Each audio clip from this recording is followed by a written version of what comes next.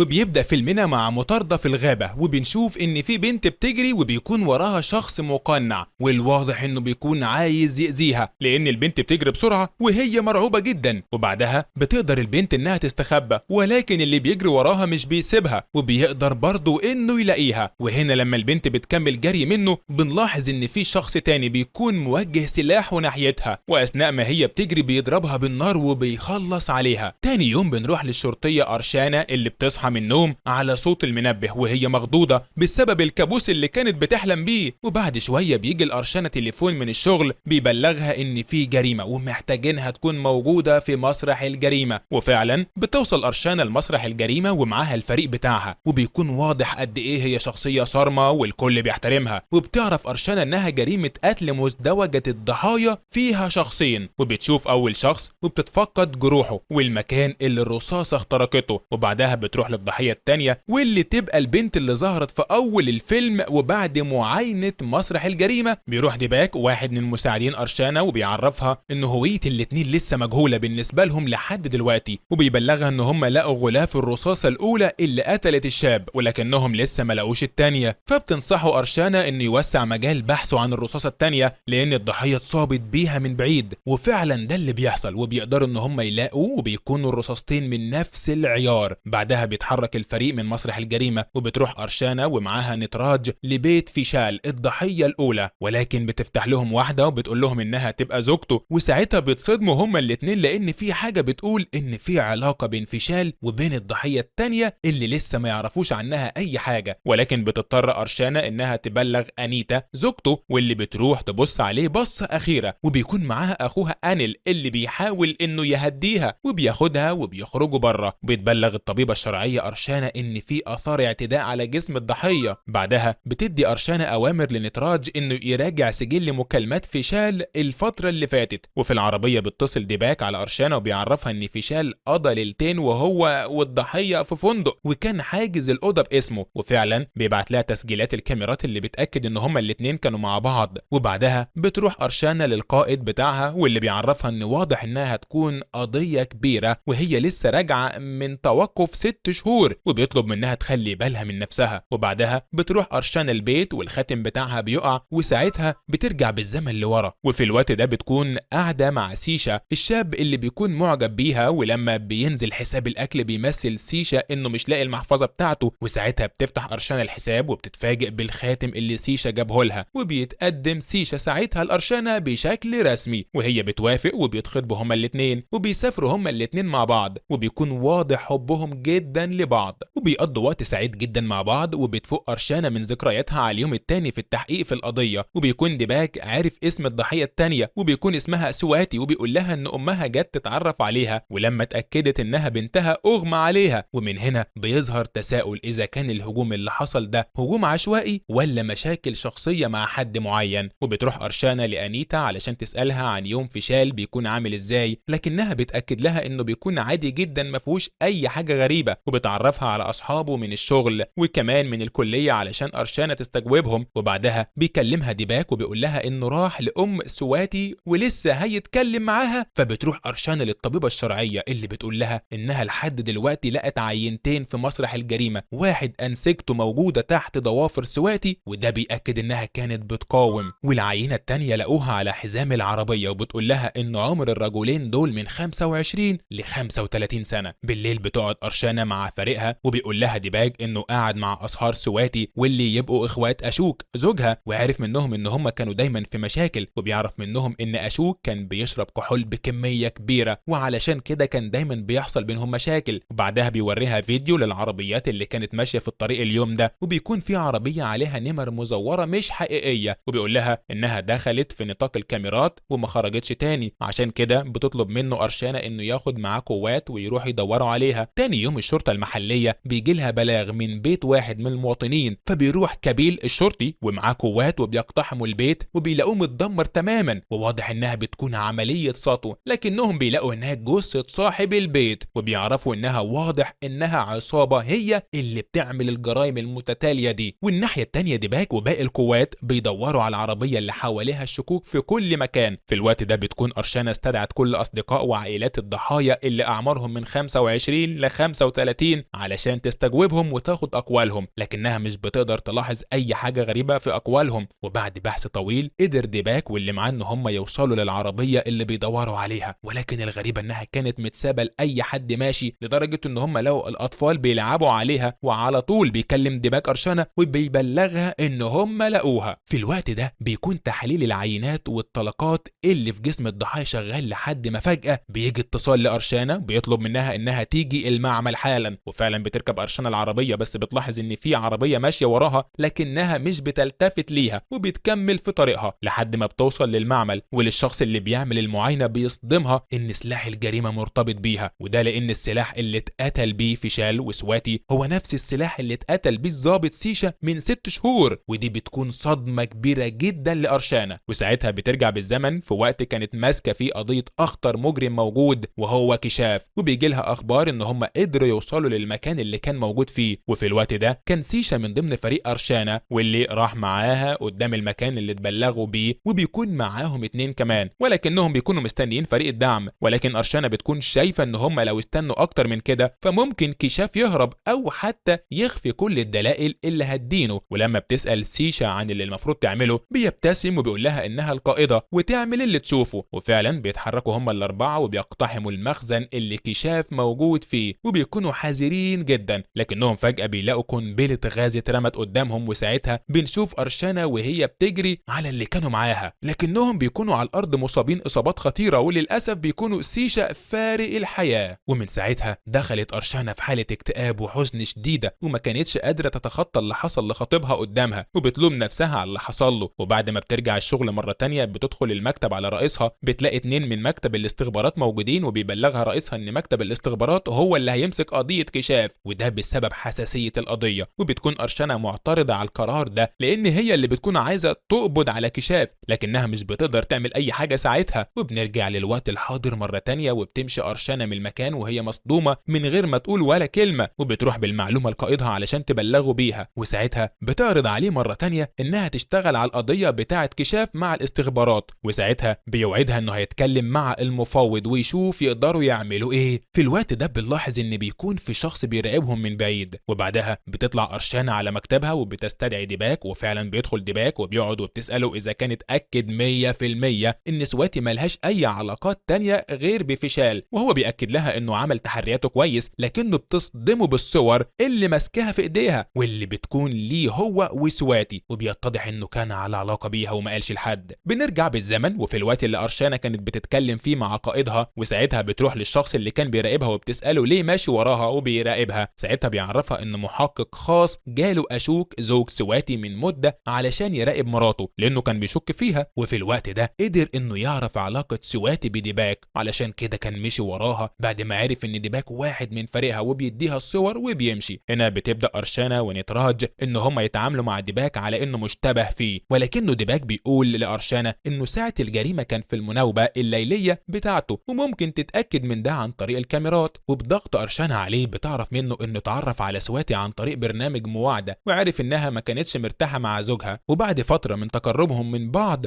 ما بقوش يشوفوا بعض تاني، بعد ما هي اللي قررت ان هم يبعدوا عن بعض لانه ما كانش صح. بيقول لها انه ما قدرش يقول حاجة لانه خاف ان علاقته بيها توصل لزوجته واطفاله، وده كان هيدمر بيته. هنا بيجي نتراج بعد ما بيكون اتأكد من الكاميرات ان فعلا ديباك كان في مناوبته في وقت حدوث الجريمة، لكنهم بيقرروا يتحفظوا عليه كمشتبه بيه بعد تعطيله للقضية. بتروح أرشانة لأوشا اللي كانت صديقة سواتي المقربة علشان تسألها عنها من وجهة نظر صديقتها، لكنها بتعرفها ان هي وسواتي اتصالاتهم اتقطعت بعد زوجها ما توفى. وبتكون أوشا خايفة انها تتكلم، ولكن أرشانة بتهديها وبتقول لها انها مش مدانة بأي حاجة، وكل الموضوع انها عايزة تعرف منها شوية معلومات. فبتبدأ أوشا تتكلم عن بداية معرفتها بسواتي، وانها كانت صديقتها في الكلية، وتعرف ان ابوها كان عليه ديون كتير جدا علشان كده ساب البيت وهرب. وبتقول لها ان سواتي كانت هادية جدا ومش بتتكلم مع حد خالص لحد ما الوضع في البيت بدأ يزداد سوء والاحوال المادية ابتدت تسوء. ساعتها بقى سواتي اللي ما كانتش بتتكلم مع اي شاب مهما كان بقت تتكلم اكتر من اللازم، لحد ما لاحظت أوشا انها ارتبطت بأشوك من غير حتى ما تقول لها. وبعد فترة قصيرة هما الاتنين اتجوزوا. وبعد ما بتعرف أرشانة ان ده كل اللي عند أوشا بتشكرها وبتمشي، وبتروح تقعد مع نفسها وبتراجع كل خيوط القضية مع نفسها مرة تانية. وبالصدفة بتشوف خبر عن جرائم السطو المتكررة، وبتستغرب ان اللي مذكور في الجرائم دي هو نفس السلاح اللي اتعمل بيها الجريمة الأخيرة. تاني يوم واللي يبقى اليوم الخامس في التحقيق بتتصل أرشانا بنتراج تسأله إذا كان أنيل عنده أكتر من رقم تليفون، ولكن نتراج بينفي الكلام ده. فبتستغرب أرشانا لأنها لقت حسابه البنكي عليه فاتورتين. بعد شوية بيدخل كابيل على أرشانا المكتب علشان يطلعها على المعلومات الجديدة اللي عنده، وبيعرفها إن المشترك في ال4 شهور اللي فاتوا وجود 3 لصوص دايما بيستخدموا الأسلحة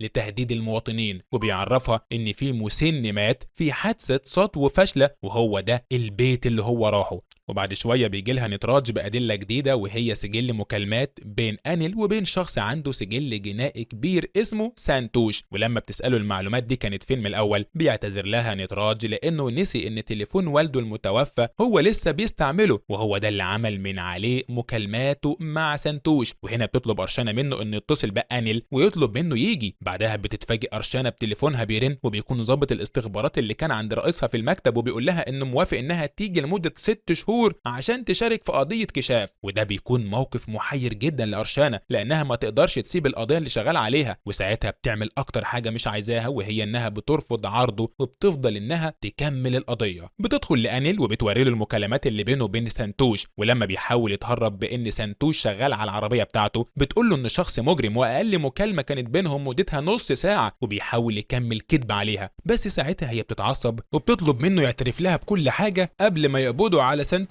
وهو اللي يعترف عليه. وفعلا بيبدأ يحكي لها وبيقول لها انه كان قاعد في الفندق اللي نزل فيه فيشال وسواتي وشافهم وهم داخلين مع بعض، وساعتها عرف انه بيخون اخته، وساعتها حب انه يهدده تهديد شديد شويه، وعلشان كده كلم سانتوش ولكنه بيأكد لها انه مش هم اللي قتلوه، وبيقول لها ان علاقته بيه كانت كويسه. وبعد شويه بيدخل نتراج على أرشانا وهو متعور وبيعرفها ان سانتوش لما شافهم رمى عليه آلة حادة وهرب، وعلشان كده بتقول أرشانا ان حتى لو سانتوش ما قتلش لازم يتقبض عليه بتهمة اعتدائه على ضابط شرطة. تاني يوم بتبدأ أرشانا تحقيق مع المتضررين من حوادث السطو اللي حصلت الفترة اللي فاتت، وبيكون معاها صورة لسلاح الجريمة بتاعت سواتي، ولما بتسألهم بيقولوا انه يبقى نفس السلاح اللي تهددوا بيه فعلا. وفي الوقت ده بيجي اتصال لأرشانا بيقول لها ان سانتوش سلم نفسه لقسم الشرطة بعد مطاردة الناس ليه لانه خطف بنت صغيرة. فبتقرر أرشانا انها تروح له، ولكن الاول بتعمل اتصال بالطبيبة الشرعية وبتطلب منها انها تطابق عينات الحمض النووي بتاعة المتهمين في قضية قتل الرجل المسن وقضية سواتي، وفعلا بتعمل كده. والمفاجأة ان العينات بتكون متطابقة فعلا، والشخص اللي قتل المسن هو الشخص اللي قتل سواتي. والناحية التانية بتكون أرشانا مع سانتوش بتحقق معاه وهو فعلا بينفي قتله لأي حد، وبيقول لها ان كل اللي عمله انه اخد العربية اللي هم لقوها قبل كده وغير نمرها، وعلشان كده جري من نتراج لانه افتكروا هيقبض عليه بسبب كده، وبيديهم سانتوش رقم صاحب العربية. وساعتها بتتحرك أرشانا ومعاها نتراج وكابيل على المكان اللي رصدوا فيه رقم التليفون، وفعلا بيكون في 4 أشخاص موجودين، وواضح ان هم بيحاولوا يوصلوا لسانتوش ولكنهم مش عارفين. بس فجأة بيلاقوا قدامهم نتراج وكابيل وبيقدروا ان هم يمسكوا فيهم هما الاتنين، والاتنين دول بيقولوا لهم على مكان لوهيا التالت بتاعهم واللي بيكون استخبى جوه الزرع. وساعتها بيدخلوا هما ال3 علشان يمسكوه وبيقدروا يحاصروه، ولما بيستخدم بنت صغيرة علشان يساومهم عليها بتقدر أرشانا انها توجه رصاصة لرجله، وفي الاخر بيقبضوا عليه. ولما بيسألوه عن اللي طلب منه يعمل كده بيتصدموا انه يبقى اخو اشوك جوز سواتي، وساعتها بيروحوا يجيبوه من البيت ويبدأوا التحقيق معاه. ومع الضغط واعترافات لوهيا بيعرفوا انه ما كانش عايز يموتها ولكنه طلب منه يعتدى عليها ويكسر عظم فيشال علشان ما يقابلوش بعض مرة تانية، ولكن فيشال اتدخل وكان هيضرب واحد فيهم بالنار، وساعتها اضطروا يقتلوه. ولكن سواتي كانت هتهرب في الوقت ده قتلوها هي كمان. ولما بتسأله أرشانا ليه عمل كده بيقول لها انها كانت هي السبب في موت اخوه، وان اليوم اللي راح علشان يستلم فيه جثته استلم معاها الشنطة بتاعت اشوك، واللي لما فتحها اتصدم بصور سواتي مع ديباك، وساعتها عرف ان اخوه مات بسبب سواتي واتوعد بالانتقام منها في اللحظة دي.